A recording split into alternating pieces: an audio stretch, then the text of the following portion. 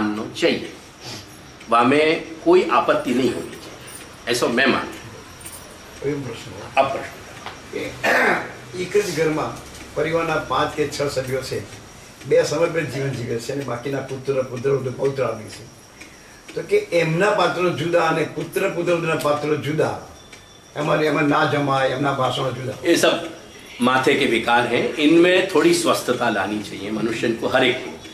अगर बालकें कुछ ओवरलैपिंग करते हों तो बालकन को भी थोड़ा समझना चाहिए, और अगर माँ बाप ओवरलैपिंग करते हों तो उनको भी समझना चाहिए। बाकी घर के बालकन के संग घर के जो सभ्य हैं, घर के सदस्य जो हैं, उनके संग ऐसी प्रकार की लक्ष्मण रेखाएं बना के नहीं व्यवहार रखना चाहिए, ऐसा मैं स्पष्ट मानूं।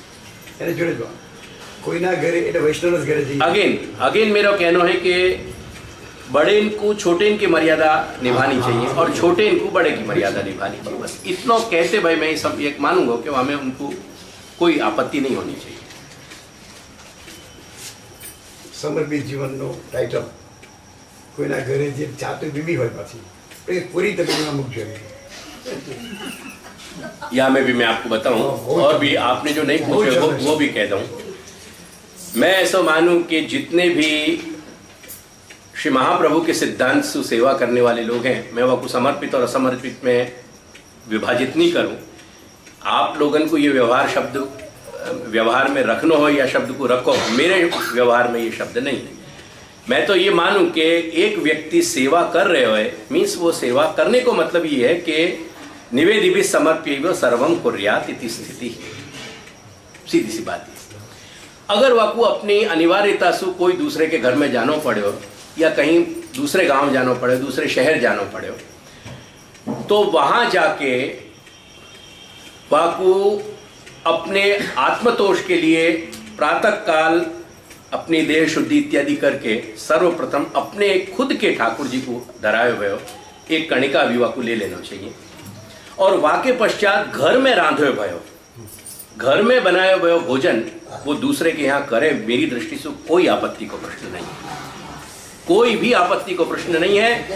अगर सामने वाले प्याज लहसुन खाते हो तो उनको ये मर्यादा रखनी चाहिए कि हमारे घर में कोई वैष्णव आयो है, यानी 2 दिवस के 3 दिवस के 4 दिवस એ જેટલા આ ભાઈ અહીંયા છે કે આ બેન અહીંયા છે એટલા 4 દિવસ અમારા ત્યાં પ્યાજ લસણ નહીં આવે, એમના રસોડામાંથી પ્યાજ લસણ બહાર કાઢી દેવામાં આવે અને પછી એમના રસોડામાં એ પોતે રાંધે, બહારથી કોઈ બજારમાંથી કોઈ વસ્તુ ન લાવે અને એ પોતે રાંધે તો સુખેન લઈ શકાય અને એમાં आत्मधर्म 110% निर्वाह थसे इति मेमति, ये देवकी नंदन कह रहे हैं।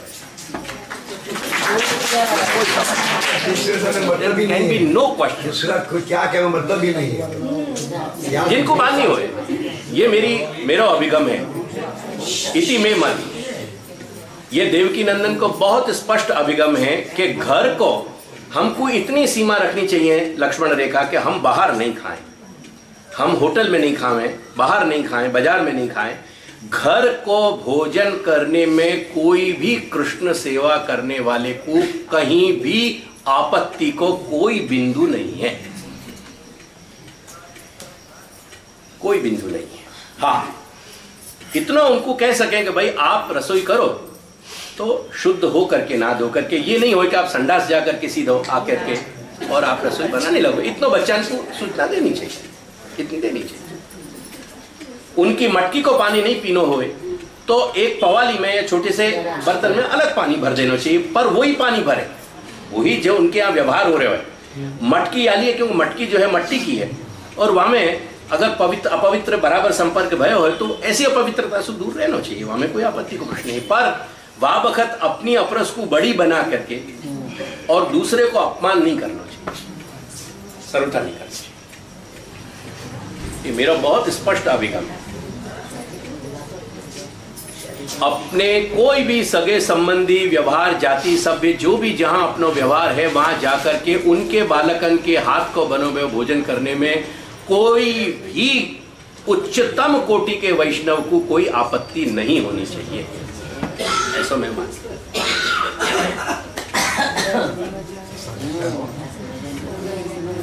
यदि आप होटल पर नहीं पधारे होते तो क्या होते? मैं सही मेरे हृदय की बात कह रहा हूँ, कोई कोट नहीं कर रहा। चलिए आगे कौन सा रहा प्रश्न? જે પોતાને કે જી ઘરને લઈ ગયા હોય તો એક દિવસ રહવું હોય ને એટલે ઘરનું ના લે તો ખાલી ઉપવાસ કરે તો મને શું વાંધો છે? મને શું વાંધો? ખાલી વાયુનું ભક્ષણ કરે તો મને શું વાંધો છે? મારી રીતે એમને પ્રશ્ન વ્યવસ્થાપમાં માગી છે, મેં વ્યવસ્થા આપી કે એને ભોજન કરવામાં વાંધો નથી, પછી તમે એક દિવસ શું 30 દિવસનું બાંધીને લઈ જાઓ, મને શું વાંધો છે? હું એમ આય તમારે તમારો અહમ સિદ્ધ થાય એમાં બાપડો દેવકીનંદન શા માટે આડે આવે? ખૂબ અહમને તમે પોષિત કરો, તમારા અહમના તમને પ્રમાણપત્રો મળે, તમારા અહમની વાહવાહ થાય, લોકોમાં તમારા ભગવતીપણાના ખંટાળા વગાડીને ગુણ ગાવામાં આવે, મને શું વાંધો છે? તમે I don't have anything. What should I સે? आज तो छेद क्योंकि हम तो आप किए जाइए, आपके प्रश्न कहीं खत्म होंगे, मेरे समाधान खत्म नहीं होंगे, उनकी कृपा. Rest assured. ये सब लोग करते मुझे गाली मारे। તમારા પ્રત્યે કોઈ સદભાવથી મેં નથી કહ્યું, હા, અવાજ છોડી દે. પણ આ પ્રશ્ન તમારો અયોગ્ય સ્થાને છે. આવું પ્રશ્ન તમને રાખવું ના જોઈએ, કેમ કે એ તમારી મરજી છે કે તમને લઈ જવું હોય તો. બાકી મારી દૃષ્ટિએ એમાં ક્યાંય કોઈ અપવિત્રતાનો સંબંધ આવતો નથી, અને તેથી મેં એક ભક્તની મર્યાદા નભે એના માટે મેં કીધું કે તમારા પોતાના ઠાકોરજીનો એક કણિકા તમને સવારે સૌથી પહેલા મોઢામાં નાખી લેવી જોઈએ, શુદ્ધ થઈ. એનાથી વધુ તમને ભગવદીયપણાને કંઈક સ્ટ્રેચ કરવું હોય, મને કંઈ વાંધો નથી. જેમ હું ઇતિ મેં મતી દેવકીનંદન કહી રહ્યો છે એ રીતે તમે પ્રમિલાબેન ઉવાચ કરીને કંઈ કહો તો મને કોઈ વાંધો નથી આવતો, મને કંઈ વાંધો. આ બાબતે પ્રશ્ન છે કે ગોકુળ જેવા સ્થળમાં સમર્પિત લોકો મંડળમાં ના લે એનું શું કારણ? માથાનો વિકાર. હવે આજે ઉચ્છિષ્ટ જેના ઠાકોરજી સાથે બિરાજતા હોય એને તો પ્રભુનો ઉચ્છિષ્ટ હોય જ. બાકી જે કૃષ્ણ સેવામાં જીવન જીવતા હોય અને ગોકુલ જઈને એમને મંડાણનું ના પોષાતું હોય એ એમના માથાનો વિકાર. હવે આ ઉચ્છિષ્ટ એના માટે શાસ્ત્ર વચન જ માત્ર ઔષધિ છે, પણ શાસ્ત્ર વચનની ઔષધિ એમને ગળે ના ઉતરતી હોય તો એનો કોઈ અગેન મારી પાસે ઈલાજ નથી. આ જે રસોઈ બને એ જમવાની પ્રક્રિયા શરૂ થાય ત્યારે આ ઉચ્છિષ્ટનો કે એઠું શબ્દ કે જુડો શબ્દ વપરાય છે. પણ રસોઈ બનાવીને કંઈક પાત્રમાં મૂકીને ઢાંકી પછી એને હાથથી અડક્યા, તો એ હાથ એઠો થયો કે જુદો થયો? I couldn't follow you. હું આપનો પ્રશ્ન જે કંઈ ચર્ચા ચાલી તમને ના લાગે તો શાંત થઈ જાય, આ મારી મૂંઝવણ છે. એટલે આપ શું કહેવા માંગો છો? હા, કે અત્યારે જે અર્થ એવો નીકળ્યો જૂઠાનો એટલે ઉચ્છિષ્ટનો કે જેને ભોજનની પ્રક્રિયાથી મોં સાથે હોઠ સાથે સંપર્ક થાય પછીની વાત. એવી અપવિત્રતાના અનેક કારણો છે. એટલે આ તો મેં મુખ્ય જૂઠાના અર્થમાં ગણાવ્યું, પણ અપવિત્રતાના અર્થમાં ઘણા બધા કારણો છે. અને તેથી કરેલી સામગ્રી મૂકેલી હોય અને અપવિત્ર કોટીમાં આવતા સ્પર્શ આપણને થયા હોય અને તે પછી જો આપણે સામગ્રીને હાથ લગાડી તો એ સામગ્રી ગ્રાહ્ય ના આવે. એટલે લેટ મી બી ક્લિયર. હવે એમાં ત્રીજો પ્રશ્ન, આ રસોઈની સામગ્રી બનવામાં વપરાતા દ્રવ્યાદિ એટલે કે પાણી વપરાય કે દૂધ વપરાય કે કંટાળા કોળાનું પાણી વપરાય કે કેળનું પાણી વપરાય, એના કારણે એ સામગ્રીમાં કંઈ એઠો જૂઠોનો કોઈ ફેર પડે કે બધું સરખું પડે? એઠા જૂઠાનો પ્રશ્નની સાથે નહીં જોડાય. આ પ્રશ્ન તમારા બે થઈ ગયા. પ્રશ્ન તમારો એ છે કે અમુક કોટીમાં જે વપરાય છે એને શું કહેવાય? દૂધઘર કહેવાય કે નાગરી કહેવાય કે? એ પાછું એક અલગ વાત, એ તો પછી तो then I couldn't follow you. मैं यहाँ की क्या ये लोग क्या माने हैं आपको? हाँ। ये लोग पानी से जो बनावे ना तो वो मतलब अपने यहाँ जैसे सकड़ी मानो, जैसे पाटिया ये पापड़ वगैरह है तो आप ये केला वगैरह तो कहते पर ये इन लोगों की ये प्रयोग गलत है. देखो श्रीमती, बेसिकली समझो, प्रयोग गलत कर रहे हैं. पृथ्वी पे कोई दूसरे ग्रह में होता हो तो मुझको मालूम नहीं, पर पृथ्वी पे पानी मैन्युफैक्चर नहीं होते. वाकई में अभी हाइड्रोजन के H2O के एलिमेंट्स को व्यापक रूप में अभी लैब में ऐसे प्रयोग नहीं हुए लेबोरेटरी में कि जामे बहुत विशद परिमाण में जल उत्पन्न किया जा सके। ऐसा अभी तक मेरे विज्ञान की समझ में नहीं है। अब मुझे जवाब दे लें दो, मैं अब तुम्हारी बात समझ गई। तो जल जो है वो प्रोड्यूस कहीं भी मैन्युफैक्चर नहीं हो गए, पहली बात। अब मेरी बात को समझो, क्या है क्या ये जामे बात।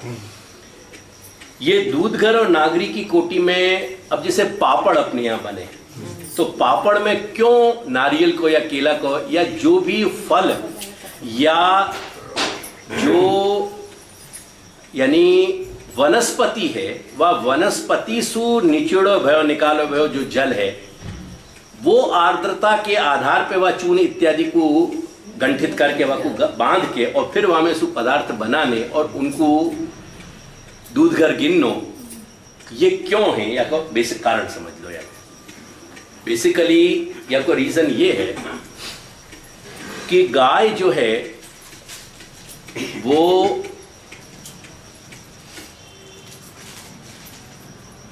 देवमय और वेदमय है। चारों वेद वा में निवास कर रहे हैं वा के थन में, और सभी देवताएं वा गाय में निवास कर रही हैं। जैसे सर्व देवमयो नृपः और सर्व वेदमयो विप्रः, ये जो कहावत है। तो गाय में दोनों चीज होने के कारण यानी गाय को मलमूत्र भी गाय के दूध से भी अधिक पवित्र माने हुए हैं। Therefore, गाय के दूध से जो सामग्री सिद्ध होए, जो पदार्थ बनाए जाएं, उनको दूधघर कहो जाए। इवन अन्न में, अनाज में जब दूध मिलाया जाएगा तो वाकु भी अगर वहां में पानी को स्पर्श कहीं भी नहीं हो रहे हो तो वाकु नागरी और अनसखड़ी की कोटि में ही रखना पड़ेगा। वाकु सखड़ी की या शुद्ध अनसखड़ी की कोटि में नहीं ले जा सकते। दो बात। तीसरी बात कि जब दूध की तुलना से अपन करेंगे तो जो अपने यहां को शब्द है फलाहार, आज भले अपन सिंघाड़े के चून को सीरा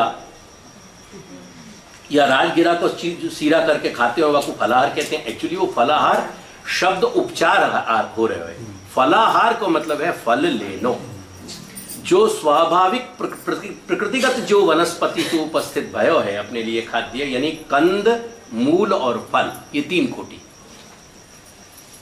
ख्याल है ना, जिनके मूल नीचे से निकाल करके भोजन में काम लिए जाएं, जिनमें गूदा वाले पदार्थ लगते हों, और जो फल है।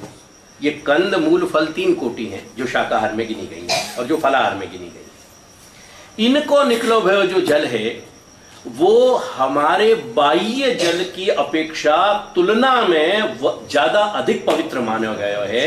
एंड देयरफॉर उनसे बनाए गए ये जो ये सूखड़ी की जो सामग्रियां हैं जितनी भी, ये सब सूखड़ी की हैं। पापड़ भी सुखाए जाए तो वो भी सूखड़ी है। ये समस्त जो सूखड़ी की सामग्री अपने यहाँ में वो सब उनको यालिए इन वनस्पति के जलन से बनाया जाए, क्योंकि वनस्पति को जल हमको उपलब्ध होते भय बाह्य जल की अपेक्षा में, कंपैरिजन में, अगेन मैं कह रहा हूं कंपैरिजन में वो अधिक शुद्ध है, वो इतना शुद्ध नहीं।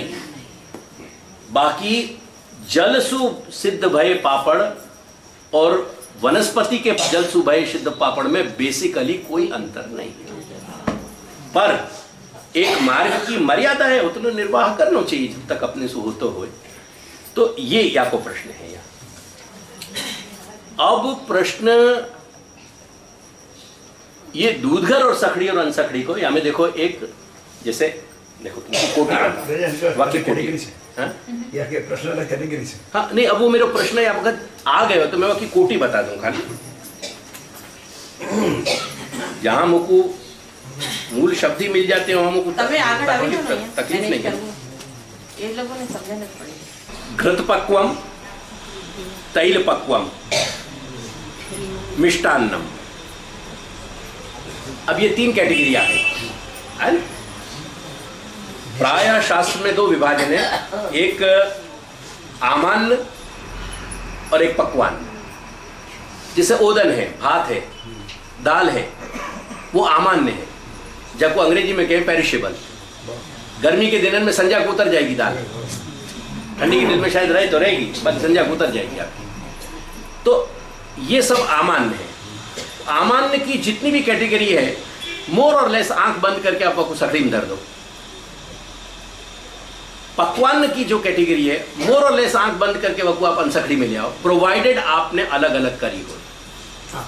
अब अगेन घृत पक्व में और तैल पक्व में क्या अंतर आयो? घी पुनः पहले वह जमाने में जब शास्त्र निर्मित भय मात्र गैया के दूध को आतो तो, यानी गैया के गोमय जो भी है वो पवित्रतम है, कर के वाकू कोई भी स्पर्श के दोष नहीं लगते थे। तैल पक्व जो होता तो वहां में अपवित्रता की कोटि खड़ी हो जाती थी अमुक अमुक जगह। तो वो एक समझने की बात है कि कहाँ तेल को बने हुए क्यों अपवित्र हो जाए, क्योंकि तेल को बने हुए जितना भी है वो आमान्य की कोटि में चलो जाएगा, सखड़ी की कोटि में चलो जाएगा। ख्याल है? यद्यपि तेल भी वनस्पति से ही सिद्ध हो रहे हो अंततोगत्वा, जैसे मूंगफली में से निकल रहे हो, जैसे तेल में से निकल रहे हो, तिल में से, जैसे राई में से निकल रहे हो, इत्यादि इत्यादि इत्यादि। परंतु वो होते भय भी वाकु एक कैटेगरी अलग रखी वाकई। ख्याल है? तो आमान्य और पकवान की जो कैटेगरी है वाके कारण अपने यहाँ ये बेसिकली 4 विभाजन है: सखड़ी, अनसखड़ी, नागरी और दूधगर। दूधगर is the uppermost category, सखड़ी इज द लोअर मोस्ट, स्पर्श के विचार में ये कैटेगरी। अब प्रश्न आपका क्या कह रहे हो? मेरा एक विभाजन पूरा हो गया ना।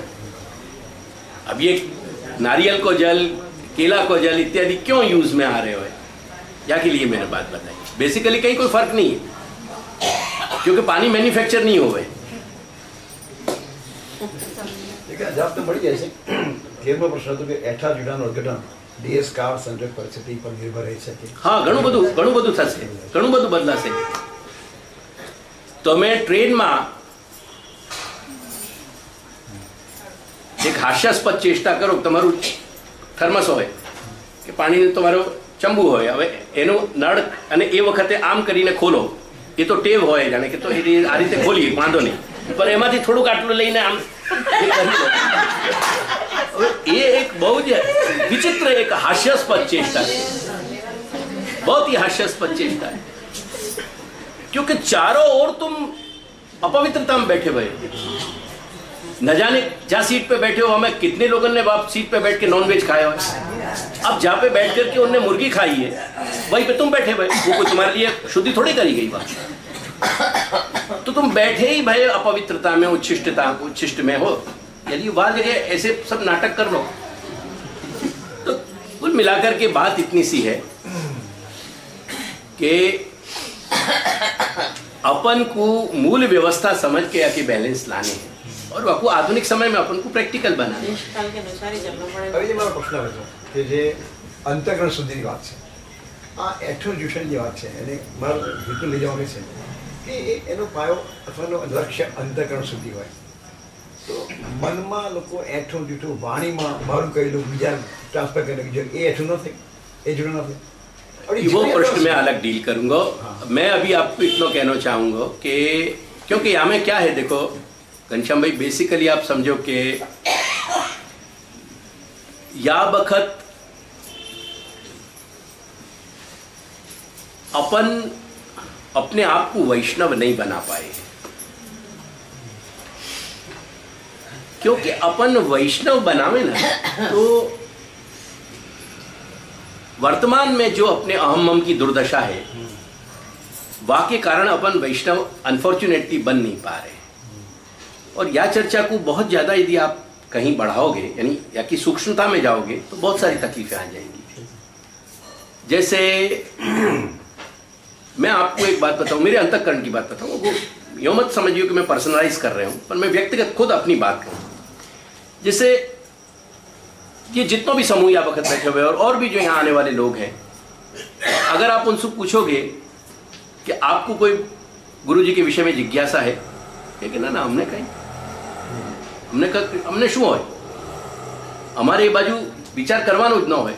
एंटायरली एक मेरो मन अंतकरण मेरो अंतरात्मा ये कहे मुकू कि यामेसु सौगंध खाने के लिए एक व्यक्ति नहीं है कि जाकू 24 घंटा ये जिज्ञासा नहीं कि गुरुजी कहाँ गए, क्या भयो, અત્યારે શું ચાલે છે, એમના મનમાં શું વિચારો ચાલે છે, અત્યારે તો બહુ કષ્ટમાં લાગે છે, અત્યારે તો બહુ ટેન્શન છે એમને, અત્યારે તો આમ છે, અત્યારે આમ ક્યાં ગયા, 2 દિવસ ગાયબ થઈ ગયા તો ક્યાં ગાયબ થઈ ગયા, એમાં ક્યાં શું બન્યું. एकाध दो व्यक्ति को यहाँ शायद मैं अपवाद रूप में बाकात रखूं, लेकिन हर व्यक्ति को जिज्ञासा है और बड़ी डीप लेवल पे जिज्ञासा है. पीछे पीछे जिज्ञासा नहीं कहूंगा बापू मैं, वार्थ में जिज्ञासा नहीं, पर वो एक इनके अहम मम की खटपट है. इनको ये होने मालूम पड़ना चाहिए कि क्या चल रहे हो. ऐसे ही एक दूसरे के संग के जो इनके अहम मम की खेचातान है वो हमें सब जगह टांग खींच रही है. मैं कहना ये चाह रहे हूँ, आज आप मुझको ये आकंठ कहीं भी विश्वास दिलाना चाहोगे तो मैं विश्वास नहीं करूंगा, क्योंकि सबकी दूरबीन लग रही है कि क्या किया गुरुजी ने. आज सवेरे से दोपहर तक कहां गायब रहे गुरुजी, संजय को आए कितने बजे आए, कहां गए थे, क्या भयो, कौन संग में होते. बेहतर है कि एक 4 आदमी की कमेटी है मेरे लिए नियुक्त कर दो जो तुमको हर रोज को व्हाइट पेपर तुमको निकाल के दे दे, तुम्हारी सारी जिज्ञासाएं शांत हो जाए.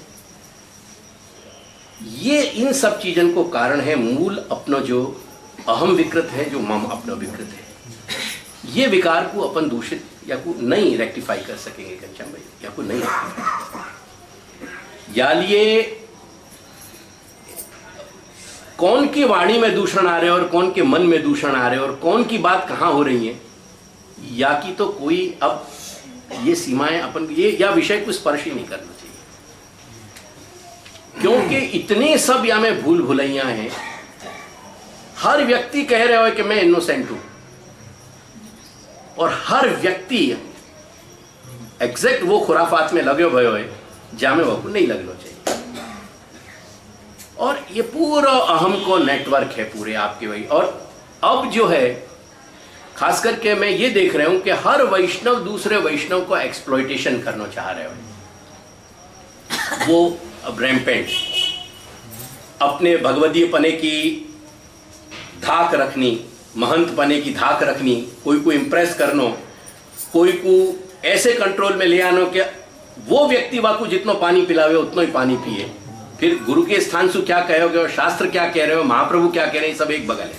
पर हमको तो वासु ही लेना है निर्देश. अगर वासु मिल गया तो हमने मान लियो, नहीं तो नहीं माने.